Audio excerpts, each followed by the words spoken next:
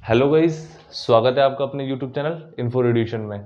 आज के इस लेक्चर में हम बेसिक नॉलेज के बारे में जानेंगे, मैग्नेटिक रेजोनेंस इमेजिंग एमआरआई के बारे में। तो ठीक है, शुरुआत करते हैं। देखिए, आपको एमआरआई कॉन्सेप्ट को समझना है तो इस लेक्चर में आप मेरे साथ अंत तक बने रहना। मैं इस चीज़ का विश्वास दिला सकता हूँ आपको कि आपको अच्छे से कॉन्सेप्ट समझ में आ जाएगा। अगर स्टार्टिंग से हम थोड़ा सा लेक्चर थोड़ा सा बड़ा हो सकता है 10-15 मिनट का, पर आपको अच्छे से एमआरआई समझ में आ जाएगी, बेसिक कॉन्सेप्ट। बाद में और लेक्चर्स में मैं अच्छे से आपको और गहराई में उतारता जाऊंगा। अभी बेसिक के ऊपर समझते हैं, ठीक है। तो देखो, एमआरआई को समझने से पहले हम ह्यूमन के बारे में जानते हैं थोड़ा सा इंट्रोडक्शन के रूप में, कि जो ह्यूमन होता है, ह्यूमन के अंदर 75% वाटर होता है और बाकी में उसकी जो भी और अलग कैल्शियम ऑर्गन्स वगैरह। तो हमारा जो मेन एमआरआई के अंदर यूज़ होने वाला है वो होने वाला है वाटर, H2O, जो हमारी बॉडी में सबसे ज़्यादा है 75%। क्यों? H2O में से क्या है? H2O में होता है हाइड्रोजन, H2+O, मतलब हाइड्रोजन के दो अणु, दो परमाणु, और ऑक्सीजन के एक। तो हाइड्रोजन में से क्या है? हाइड्रोजन में सबसे बड़ी क्वालिटी है, हाइड्रोजन के अंदर एक प्रोटॉन है। अब ऐसा क्या है भाई, एक प्रोटॉन हो गया? तो एक प्रोटॉन होने का मतलब यह है कि वे परमाणु जिनके पास एक प्रोटॉन होता है, मतलब अंत में दो से, जैसे जैसे आपने सुना होगा किसी के ओड 7 नंबर पे उसका परमाणु क्रमांक है, तो 2, 4, 6 बचा एक, 2 से 2 कैंसिल आउट हो जाते हैं। क्यों?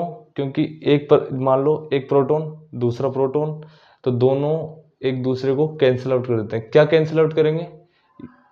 इसका मैग्नेटिक फील्ड, इसका मैग्नेटिक फील्ड, दोनों का मैग्नेटिक फील्ड कैंसिल आउट कर देते, तो नेट जीरो आ जाता है। यहाँ तक आया थोड़ा बहुत समझ में?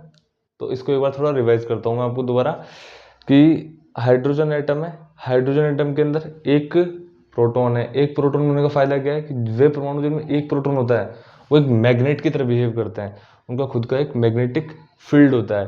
क्यों? क्योंकि उनके पास एक प्रोटॉन है, उसके मैग्नेटिक फील्ड को कैंसिल करने वाला कोई नहीं है। अब देखो, एटम होता है, इलेक्ट्रॉन चारों तरफ चक्कर लगाते हैं नाभिक के, लेकिन नाभिक में जो प्रोटॉन होता है वो भी खुद के अक्ष पे चक्कर लगाता है, घूमता है, स्थिर नहीं होता है। इस दुनिया में कुछ भी स्थिर नहीं है, तो प्रोटॉन घूमता है। तो ये घूमता है, इसी कारण ये मैग्नेटिक फील्ड जनरेट करता है। तो ये भी क्या हो गया, एक चुंबक की तरह बिहेव करता है। आई बात समझ में? इसी इसी हाइड्रोजन के इसी नेचर का हम यूज करेंगे इमेजिंग करने के लिए। अब देखो कैसे, इतना हमें समझ में आ गया कि हाइड्रोजन है। अब पेशेंट है, आपने देखोगे एमआरआई की मशीन, जो भी इस रेडिएशन के फील्ड में है उन्होंने एमआरआई की मशीन तो देखी होगी, और नहीं देखी होगी तो आप गूगल पे देखना। चारों तरफ मशीन होती है, मैग्नेट्स होती हैं, और बीच में पेशेंट को लिटाने की जगह होती है। तो सपोज करते हैं हम, मान लो किसी पेशेंट है, इसकी एमआरआई करनी है, उसको हमने बीच में लेटा दिया, उसके चारों ओर है एमआरआई। एमआरआई में क्या है? बड़े बड़े मैग्नेट्स। अब ये मैग्नेट्स वो नहीं अपने घर में चुंबक वाले, ये विद्युत चुंबक होते हैं। विद्युत चुंबक क्या होता है? विद्युत चुंबक होता है, मान लो किसी कोई वायर है, उसके अंदर हमने विद्युत धारा प्रवाहित कर दी, और हमें ये पता होना चाहिए कि जिस जहाँ पे विद्युत धारा प्रवाहित होती है उस तार के चारों मैग्नेटिक फील्ड भी जनरेट होता है। मतलब जैसे ही इलेक्ट्रॉन फ्लो करता है वो चारों तरफ अपने मैग्नेटिक फील्ड जनरेट करेगा ही करेगा। तो हम ऐसा इतनी ज़्यादा हाई पावर की विद्युत धारा प्रवाहित कराते हैं जिससे बहुत ज़्यादा मैग्नेटिक फील्ड जनरेट हो, जैसे टेस्लाज में आते हैं। अब बाद में आपको समझाऊंगा मैं कि टेस्ला यूनिट के बारे में। अभी इतना समझो आप कि किसी वायर के अंदर बहुत ज़्यादा इलेक्ट्रिसिटी फ्लो करा के हम उसके चारों ओर मैग्नेटिक फील्ड जनरेट करते हैं, ठीक है। तो बहुत ज़्यादा विद्युत चुंबक लगाए जाते हैं। अब क्या होता है, पेशेंट को बीच में लेटा दिया और बाहर से लग रहा है मैग्नेटिक फील्ड, ठीक है। अब मैं मान के चल रहा हूँ पेशेंट ऐसे लेट रहा है, अब मैग्नेटिक फील्ड ऊपर से नीचे की ओर लग रहा है, ठीक है। उसकी एक डायरेक्शन होती है मैग्नेटिक फील्ड की। तो क्या होता है, जैसे ऊपर से नीचे की तरफ लग रहा है, बीच में पेशेंट है हमारा सोया हुआ, तो हमारी बॉडी की जो 75% जो वाटर के अणु है जिसमें हाइड्रोजन है, वो हाइड्रोजन के अणु जो खुद एक मैग्नेट की तरह बिहेव कर रहा है, एक एक परमाणु, वो क्या करता है, उस मैग्नेटिक फील्ड के साथ अलाइन हो जाता है।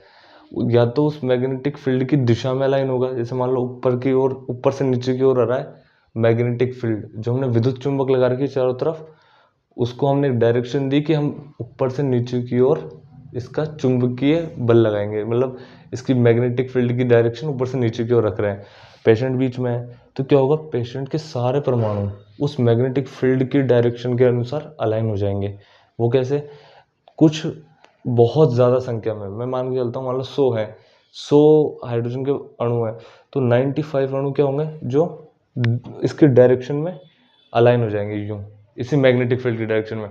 मान लो कोई परमाणु यूं घूम रहा है, किसका, हाइड्रोजन का, जिसका खुद का एक मैग्नेटिक फील्ड है, यूं घूम रहा है, लेकिन जैसे ही मैग्नेटिक फील्ड लगाई, ये भी इसी दिशा में यूं घूम रहा था, तुरंत यूं घूमना स्टार्ट कर देगा। कुल मिला के सार इतना सा है कि हाइड्रोजन के जो हमारे अणु हैं जो इधर उधर घूम रहे हैं, अपने अपनी मर्जी से बॉडी की जो प्रकृति है उसके अनुसार रोटेट कर रहे हैं। क्या रोटेट कर रहे हैं, प्रोटॉन अपने अक्ष पे। जैसे ही बाहर का मैग्नेटिक फील्ड लगाया, ये सारे उसकी दिशा में अलाइन हो जाएंगे, उसकी दिशा में। लेकिन कुछ बॉडी के अनुसार ही, जैसे जहाँ पे बहुत ज़्यादा एनर्जी है, ऐसा जो नेचर के अकॉर्डिंग कुछ ऐसे हाइड्रोजन परमाणु होंगे जो उस मैग्नेटिक फील्ड की दिशा के अपोजिट में भी अलाइन हो जाएंगे। जैसे 95 ऐसे बिल्कुल जो नॉर्मल है, बाकी 5 ऐसे जो इसकी विपरीत दिशा में। क्यों, क्योंकि इनके पास एनर्जी है। एनर्जी कहाँ से आई, बॉडी नेचुरली इनके पास किसी रिएक्शन के कारण या कैसे भी इनके पास ऐसे रेडिएशन इतनी एनर्जी है कि ये उसका अपोज कर सकते हैं, उनका विरोध कर सकते हैं। तो 5 अपोजिट में और 95 मान के चलते हैं, उसके डायरेक्शन में अलाइन हो गए। पेशेंट बीच में है, ऊपर से मैग्नेटिक फील्ड लग रहा है और सारे हाइड्रोजन के अणु उसकी दिशा में अलाइन हो गए। अलाइन तो हो गए, मैग्नेटिक फील्ड लगा दिया, अब इसे इमेज कैसे मिलेगी? यहाँ तक तो इमेज का कोई प्रोसीजर ही नहीं आया, ना कोई फोटो खींच सकते हैं, कुछ भी नहीं हुआ। अब देखो खेल सारा गया है, यहाँ से होता है असली खेल स्टार्ट। गेम यह है यहाँ पे कि यहाँ तक कुछ व्यवस्थित हो चुकी सारी व्यवस्था। उसके बाद क्या करता है, अभी मैंने एक चीज़ बताई थी आपको कि प्रोटॉन अपने अक्ष पे घूम रहा है। अब थोड़ी अवेयरनेस बढ़ा लो अपनी, यहाँ पे समझने वाली चीज़ें है ना।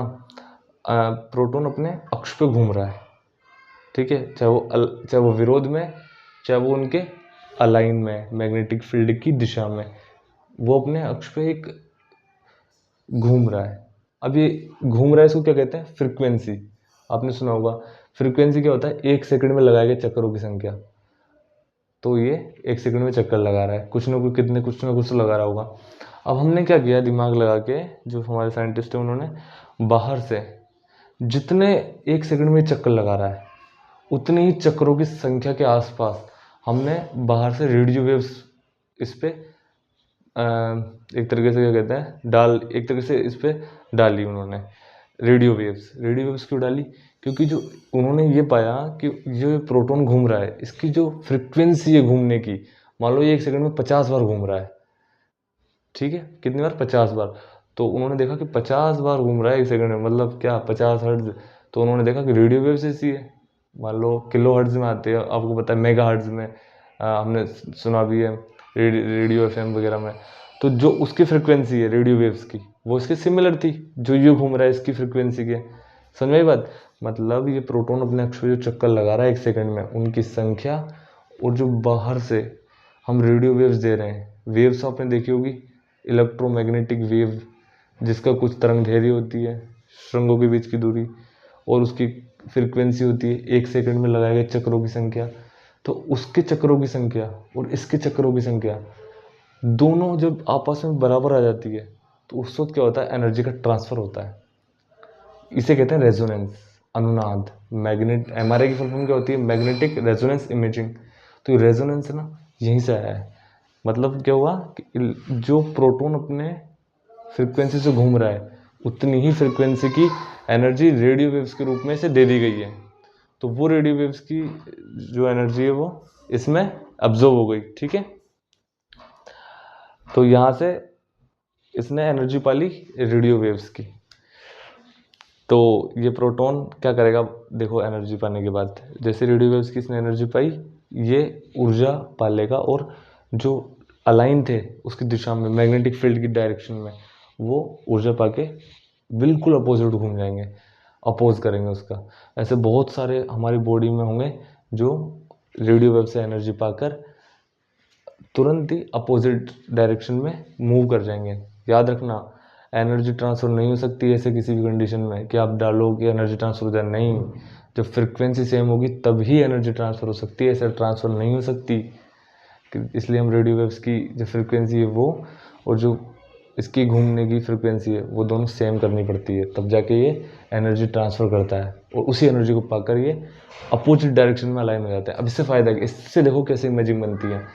इसने बहुत सारे हमारी बॉडी में ऐसे हाइड्रोजन हो चुके हैं अब जो एनर्जी पाकर अपोजिट डायरेक्शन चले गए। अब हम क्या करते हैं, रेडियो वेव्स देना बंद करते हैं ऊपर से, ठीक है, पेशेंट की चारों तरफ से। जैसे रेडियो वेव्स देना बंद करेंगे, जो जो अभी अभी जो परमाणु अपोजिट डायरेक्शन में गए थे वो वापस सारे अपनी पुरानी डायरेक्शन में आ जाएंगे, ठीक है। मान लो अपोजिट डायरेक्शन ऊपर है तो वापस नीचे आ जाएंगे।